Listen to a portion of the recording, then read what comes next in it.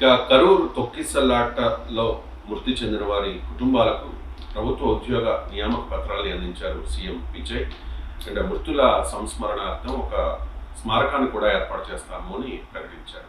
మృతుల కుటుంబాలకు ప్రభుత్వ ఉద్యోగాలు ఇవ్వడంపై మిత్రపక్షాలు అభ్యంతరం వ్యక్తం చేస్తూ ఉన్నాయి సార్. అండ్ విజయ్ కొన్ని ఆరోపణలు చేస్తూ ఉన్నారు. కరూరు దుర్ఘటన వెనుక రాజకీయ కుట్రకోణం ఉంది, పోలీసులు నటించి మోసం చేశారు, తాను కారణం అంటూ స్టాలిన్ నిందలు మోపారు తనపై అంటూ కూడా విజయ్ కొన్ని ఆరోపణలు చేశారు. ఏంటి సార్ విజయ్ వ్యూహం? అంటే కరూర్ ఇన్సిడెంట్ ఒక అత్యంత విషాదకరమైన ఇన్సిడెంట్. విజయ్ అభిమానులు 41 మెంబర్స్ చనిపోయారు. ఒక్కరు కాదు, ఇద్దరు కాదు, 41 కుటుంబాలు అన్యాయానికి గురయ్యాయి. సో ఇది ఎలక్షన్ ర్యాలీలో జరిగింది కనుక పెద్ద ఇష్యూగా మారింది. ఈవెన్ సిబిఐ విచారణ కూడా జరుగుతోంది. అయితే విజయ్ బాధ్యుని చేసి అతని రాజకీయంగా దెబ్బతీయాలని డిఎంకే ఆలోచన, ప్రత్యర్థుల ఆలోచన. కానీ విజయ్ దాన్నే ఒక ఛాలెంజ్ గా తీసుకొని చీఫ్ మినిస్టర్ కాగలిగాడు. చాలా మంది అంచనా వేసింది, ఈవెన్ పరిశీలకులు కూడా, కరూర్ ఇన్సిడెంట్ తర్వాత that's the end of the Vijay's political career.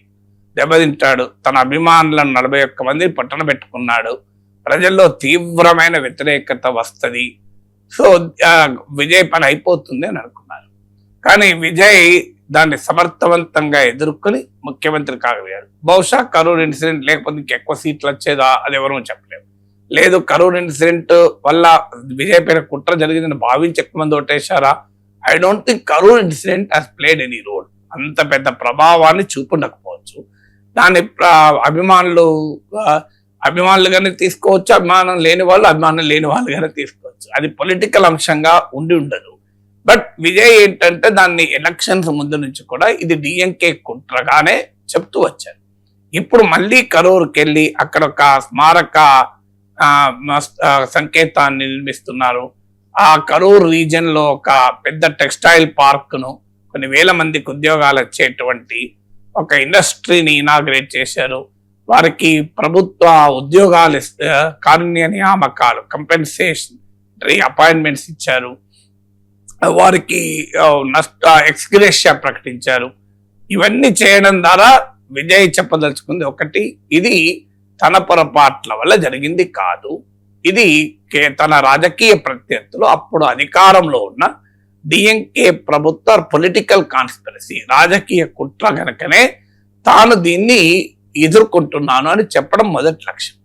రెండో లక్ష్యం ఏంటి అంటే తన అభిమానుల ఆవేదన తాను స్పందిస్తాను అని. సో తన అభిమానులు చనిపోయారు, తనను ప్రజలు చనిపోయారు కనుక, అన్యాయంగా అమాయకులు బలయ్యారు కనుక వారి పట్ల ఈ ప్రభుత్వ జవాబుదారీతనం ఉంటుంది. అందులో తనను అభిమానంతో ఎన్నుకున్న అభిమానులకు తాను అకౌంటబుల్ గా ఉంటాను అని చెప్పడం విజయ్ రెండవ లక్ష్యం. వాస్తవంగా దీనిపైన మధుర హైకోర్టు కూడా వెళ్ళారు. ఈ కంపెన్సేటరీ అపాయింట్మెంట్ మిత్రపక్షాలు కూడా అభ్యంతరం చెప్పింది, కంపెన్సేటరీ గవర్నమెంట్ అపాయింట్మెంట్స్. ఎందుకంటే ఇది ఒక ప్రెసిడెంట్ అవుతుంది, మీరు ఇలా ఏదో డిజాస్టర్ ఇన్సిడెంట్ జరుగుతూనే ఉంటాయి కదా.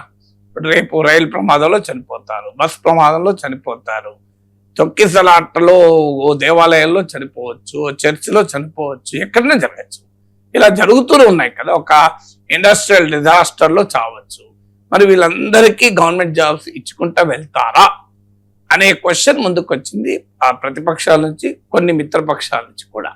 సో దానికి కోర్టు దాకా కూడా వెళ్ళారు, డిఎంకే వారు హైకోర్టు కూడా వెళ్ళారు. మదురై బెంచ్ ఆఫ్ హైకోర్టు దాన్ని ఎంటర్టైన్ చేయలేదు. చేయకుండా ఈ కారుణ్య నియామక పత్రాల కంపెన్సేటరీ అపాయింట్మెంట్లు ఇవ్వచ్చు అని, టెంపరీ అపాయింట్మెంట్లు అయితే ఇవ్వండి అని ఆదేశించింది. ఇప్పుడు తాత్కాలికంగానైతే ఉద్యోగ పత్రాలు ఇవ్వండి, subject to the clearance of the case అని. అసలు కరూర్కే విజయ్ వెళ్ళడాన్ని క్వశ్చన్ చేస్తూ డిఎంకే సుప్రీంకోర్టు వెళ్ళింది.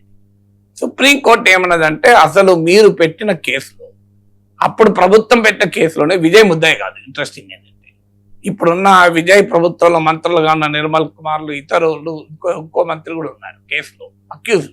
కానీ ఇంట్రెస్టింగ్ ఏంటంటే జోసెఫ్ విజయ్ అసలు అక్యూజ్డే కాదు. సో అక్యూజ్డే కాని వ్యక్తి ముఖ్యమంత్రిగా ఉన్నాడు. ఆయన పోతున్నట్టు అభ్యంతరం ఏంటంటే సుప్రీంకోర్టు క్వశ్చన్ చేసింది. మరి డిఎంకే టైంలోనే కదా ఎఫ్ఐఆర్ దాఖలైంది. మరి ఆ ఎఫ్ఐఆర్లో విజయ్ పేరే లేదు కదా. బహుశా అప్పుడు ఆయన పేరు పెట్టడానికి ప్రభుత్వం పొలిటికల్గా నష్టం జరుగుతుంది, విజయ్ పట్ల సింపతి వస్తుందని అనుకొని ఉండాలి. అందుకే విజయ్ పేరు అక్యూజ్లోనే రాయనివ్వాలి. సో ఎఫ్ఐఆర్లో విజయ్ పేరు లేదు కనుక ఆటోమేటిక్గా విజయ్ పోతే తప్పేంటి అని కోర్టు. రెండవది, ముఖ్యమంత్రి ఇటీనరీని మేము నిర్ణయించాలి ఆ కోర్టులో. చీఫ్ మినిస్టర్ ఎక్కడికి పోవాలని సుప్రీంకోర్టు నిర్ణయిస్తుందా, ఇది ఎక్కడిది అని ఇంకా సీరియస్గా మాట అన్నది. మీ పొలిటికల్ తగువులకు కోర్టులు వేదికలుగా మార్చుకోకండి అని, మీ పొలిటికల్ మార్చుకోకండి, ప్రభుత్వ నిర్ణయాల్ని జ్యుడిషియల్ ఆర్డర్స్ గా మార్చకండి అని సుప్రీంకోర్టు చాలా సీరియస్ గానే రియాక్ట్ అయింది. అందుకే ఇక అటు మద్రాస్ హైకోర్టులో ఉద్యోగ నియామక పత్రాలు ఇవ్వటానికి క్లియర్ అడ్డంకి తొలగింది. అసలు కరూరుకు విజయ్ వెళ్ళకూడదు అన్న దానికి కూడా సుప్రీంకోర్టు అంగీకరించలేదు. మా పని కాదు, ముఖ్యమంత్రి ఎక్కడికి వెళ్ళాలి, ఏం చేయాలి అనేది మేము డిసైడ్ చేస్తూ కూర్చోం ఇక్కడ. గవర్నమెంట్, అది ప్రజలు ఎన్నుకున్న ప్రభుత్వం, ఆ ప్రభుత్వం నిర్ణయిస్తుంది కదా అని. సో ఒకటి విజయ్ అయితే క్లియర్ గా ఎన్ని ఒత్తిళ్ళు వచ్చినా దాన్ని ఎదుర్కొని నిలబడ్డాడు. అఫ్ కోర్స్ మిత్రపక్షాల మాట లెక్క చేయలేదు అని డిఎంకే వారి విమర్శ. కానీ కొన్ని అపాయింట్మెంట్ల పైన మిత్రపక్షాల అభ్యంతరం చెప్పినాక విడ్రా కూడా చేసుకున్నారు కదా. నాకు గుర్తంత వరకు ఆయన సొంత జ్యోతిష్యుని సీఎంఓలో ఓఎస్డీగా పెడితే వామపక్షాలు మిత్రపక్షాలు కూడా కాంగ్రెస్తో సహా అందరూ వ్యతిరేకించారు. దాన్ని వెంటనే విడ్రా చేసుకున్నాడు. సో అలా కొన్ని నియామకాలను విడ్రా కూడా చేసుకున్నాడు.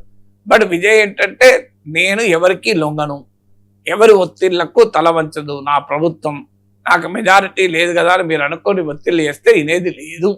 ఇక ప్రతిపక్షాలనైతే ఎదుర్కోవడమే. ఇప్పుడు అక్కడ అవినీతి గురించి మాట్లాడే డిఎంకే ప్రభుత్వ అవినీతి, తమ ప్రభుత్వం వచ్చాక అవినీతిని లేకుండా చేశామని చెప్పాడు.